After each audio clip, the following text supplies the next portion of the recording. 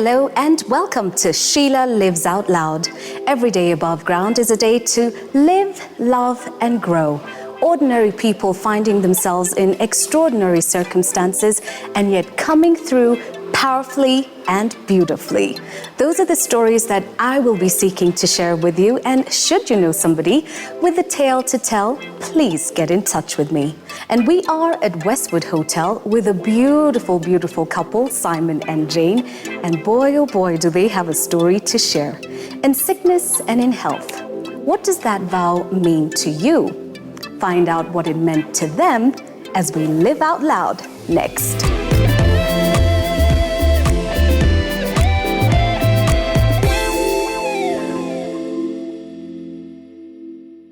We're living out loud with a beautiful couple, Jane and Simon. Thank you for making the time to be here. Are you happy? Yeah, very happy. You're so lovely together. Just looking at you, I think, yes, this thing called marriage life is good. Yeah. But then your journey has not exactly been easy, but at the same time, you're not going to complain about it either. Yeah. Okay, so let's go back to the beginning and how you met and fell in love. I met Jane, it was allowed 2004. She was in Form 3.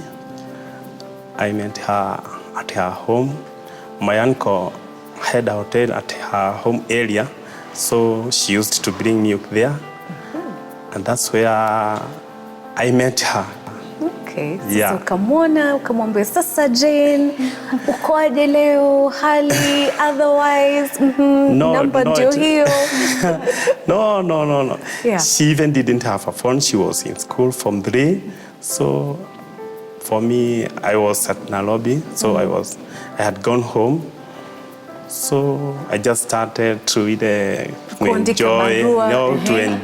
enjoy her. Yeah. She was feeling because she was so young. Of course. What were you doing? How old were you? You couldn't have been much older than her. Yeah. Ilikuwa tu ulishamaliza shule. Yeah, and now because you were... for me, I finished at 1998. So you see, she was in 2004. She was in Form 3. So when you met him, he fell in love with you. Obviously, you must have liked her. But what did you think about him? Oh, at first I didn't think he was serious, so I was like avoiding him. But at long last I gave in. Mabarua zilifanya kazi. Yeah, I used to go home. I used to buy yogurts. Yogurt, Jane, yogurt. Yeah. I remember at Tuskegee Tomboya, I used to go with them at Nyeri. I would send my mom, Pereka. Yeah. Pereka. So you agreed and you started dating, and then you proposed. That was now after I finished high school. Lazima, like of course. 1 year later, because then we married at year 2006. That Okay, is 2006. Then you got married, and you knew this was it. Sasa ukahama Nairobi, yeah? Because he found you in Nyeri. No, what happened? Yeah. I had gone at Nyeri another time. Then she used to come home. She'd come home, then go back to her parents. Then I was coming back to Nairobi. I told her, just carry some few clothes. Don't tell anybody. So one day you just disappeared and that was it? Yeah. She just disappeared and she came. And it started that way in 2006. I remember the date was on 26 June 2006. Up to now, her parents knew later that she got married. She was barely 20 years, so right, it was... very young, a very young bride. Like really, when you think about it, the Kenyan story for many couples is just the same journey that you've gone through. Yeah. So kila mtu watenda kanisani, they'll do, it's a good thing to do, but not every couple follows that same pattern. Yeah. But so here you are, you're living together 2006, 2007, 2008. What happened next, Jane? Okay, 2007, we got our first baby. Okay, the only one. We have a daughter. She's now 8. But when did you start noticing that something wasn't quite well with you? Okay, that was 2013, late July. Okay, it was like I was losing weight. Then I had a swelling that was growing, but was not painful. Okay, at first I didn't think it was something serious, but he kept pushing me. You have to go to the hospital. Then I would say, I'll go when I get enough at work. Hizo ndio tabia za watu wa Kenya. Yeah. There's something wrong, but you keep postponing and pushing and pushing. But we understand it's the hustle. So I was saying, as long as it's not paining, I'm okay. I'll go next month when I get enough. Then one day he said, no, you're not going to work. Go see a doctor first. So that's how it started. I went to Bagathi, did some tests. Then they said that I had to do, they did an operation, removed the swelling, that kanyama, took it to the lab. After 2 weeks, I went back for the results. That's when he said, Hodgkin's lymphoma, of which I didn't understand what that was. Of course, it's such a big deal to be told anything about cancer. What was your biggest fear at that point? Okay, what exactly happened, I went for the results alone. So the doctor said, Hodgkin's lymphoma, and I was like, what is that type of cancer? I started crying. I'm done, I'm going to die. So it's like, no, dude, you are going to die. Are you a doctor? No, I said, no, I know once you have cancer. You were telling the doctor? Yeah, I was actually arguing with him. I know I'm going to die. He asked me if I came alone. I said yes. He told me to call my husband. I called him, and he was far, so he sent her sister to come to the hospital, that is Bagathi, and come and pick me up and see how I was doing. Okay. Now you were arguing with the doctor and telling the doctor, Sasa basi, it's finished for me, I am dying. And here you are with a little girl, and you've just been given this diagnosis, and as far as you're concerned, life has come to an end for you. Is that the same feeling that you had when she told you and when you found out? Yeah, it was very shocking and stressing when she called me. Before she started treatment, we went back to Kenyatta National Hospital, and she was told to start treatment immediately. It was stage 2. I refused. Yeah, she refused. Yeah. Why? I remember. Because until I got another opinion that it was really cancer. Yeah. Oh, you didn't want to believe what the... But you know, and that's what is recommended. Always get a second opinion, which was fine. But then you were thinking, no. Yeah. So we had to sort another opinion. There is a friend of mine who works at Kemri. She told us that we must get that sample, the one she was taken from the neck. We took it to Kemri. The doctors sat, then they looked at the samples. Some of the doctors were saying it's not cancer. There were 5 of them. So 3 said it is Hodgkin's, 2 said there is no Hodgkin's. So again, they took the sample to Lancet. They took the sample to South Africa. We waited for allowed 3 weeks. Then we were called at Lancet, and they have totally confirmed. At South Africa, they confirmed it's already there. So when we have to start the treatment. Yeah, and treatment. So in between looking for a second opinion, there was a bit of time that lapsed there.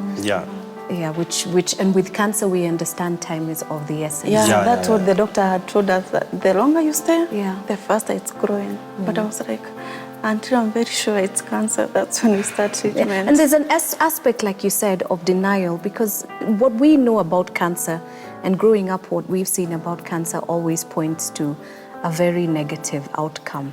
But here you are, you've gotten the second opinion, you know for sure that this is it. The night before you went for your first treatment, did you even sleep? No. I was crying throughout. What was your biggest fear then? That I would die with my husband, my young daughter. But you had to be strong. Yeah, first, for me, I didn't know what's chemotherapy. I was just hearing people with the cancer, they go through chemotherapy. I thought you are given drugs like Panadol, and you went nyumbani to swallow. Yeah, you went nyumbani to swallow. Yeah. So a nurse came, and she was told, chukua hawa to the chemo immediately. They are supposed to start chemo immediately today. We were not even prepared. So I thought even it's free, but not So It's a big deal, you know, and that's the state of cancer in the city today, in the country today. Yeah. There isn't enough information about treatment plans, about how to get ready for treatment plans, about diagnosis, about dealing with, you know, a diagnosis when you've been told cancer. There isn't a set way of knowing this is how we will deal with it, because this is where we can get information and help on coping and adjusting and shortening that time in between getting a second opinion. But you underwent chemo and you got started on the journey. What was that journey like? At first, okay, there's a lady, we were doing chemo together. She told me, if you are starting chemo, just cut your hair right now because you are going to cry if you see it falling off. I said, no, I am not going to cut my hair. But I was in the second session. I went for the first one, then the second one. But by the time I was going for my third chemo, I was cutting my hair, then my hair was... You just touch it and it comes out. I didn't have an option to kinyozi. Immediately. I remember the first chemo. We didn't know what would happen. So I was pushing, go, enter and ask the doctor what will happen. So our turn came and she was called. And I asked, let me see the receipt. Wow! You Over 20,000. Wow. You couldn't believe what you were looking at. Yeah. Wow. The first chemo, I remember it was 25,000. It was allowed three, and they were closing at allowed 5. So, okay, God came, and the first one, we did the first chemo, but the drama started that day. We went home. She was very cold, shivering. I used to work Now at... the side effects of the chemo. Yeah. It's like I was half dead. I didn't even know where I was. Yeah, she was No cold. talking. And the first day, mtu mlikuwa na yeye mzuri jana.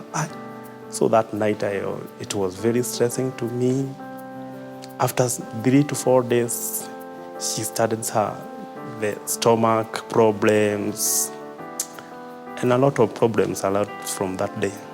Now, you've mentioned God and seeking strength from God. Yeah. And it's obvious that He has walked with you before you even met, to when you met, to where you are today, and dealing with those side effects. Now, as a unit together, in being diagnosed and finding out that this is the cancer that you have to live with and battle, you had to share with family.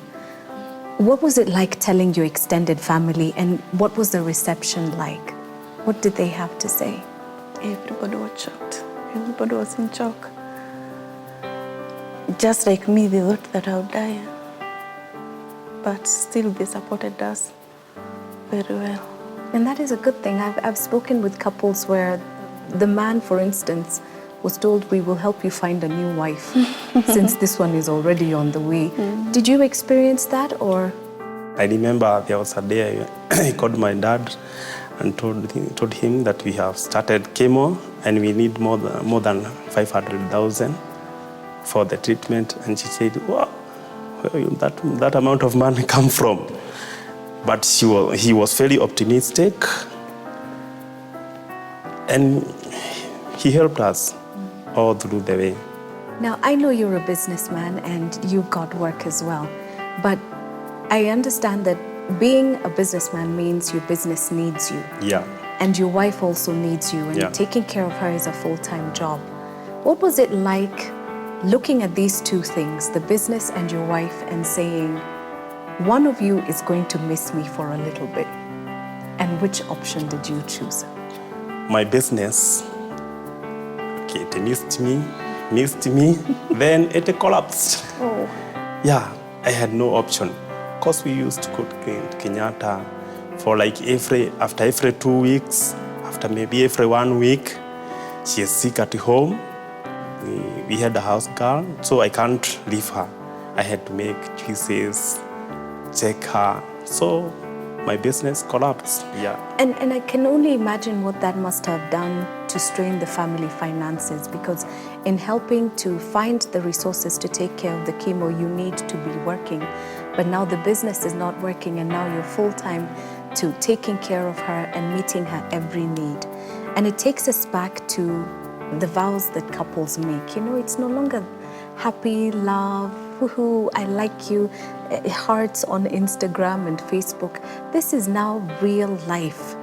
Did you think your marriage would survive, Jane? Yeah, because he's so loving. Yeah, so I didn't have any doubt that he'd ever leave me or leave my side. That is a big deal. And you never entertained the thought that there could be life with just the business. In fact, he never called anybody to look after me. He did it himself. No relative, no nobody, just the house girl and him.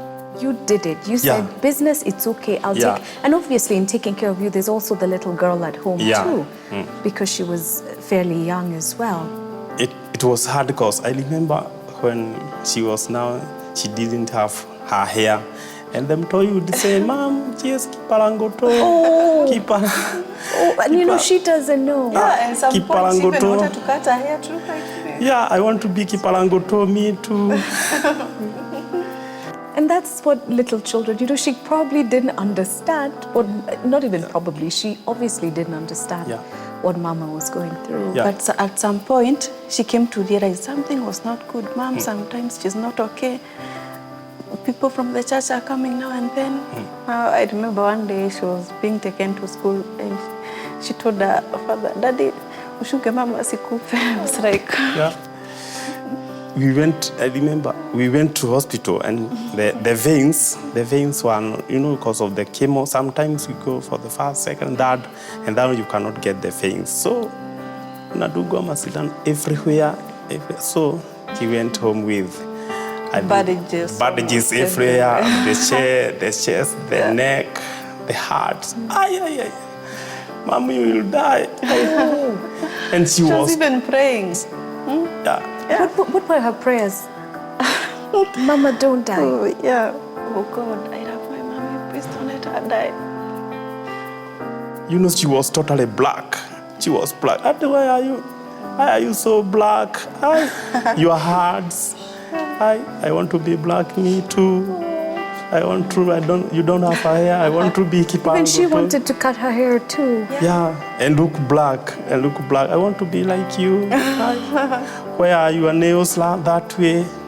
And these were now the side effects of the you know the drugs. You do the chemos, the chemicals. You see that drug. You can see it. Yeah, you can see the whole body. So, Mutoi was somehow so disturbing, but just hang in there.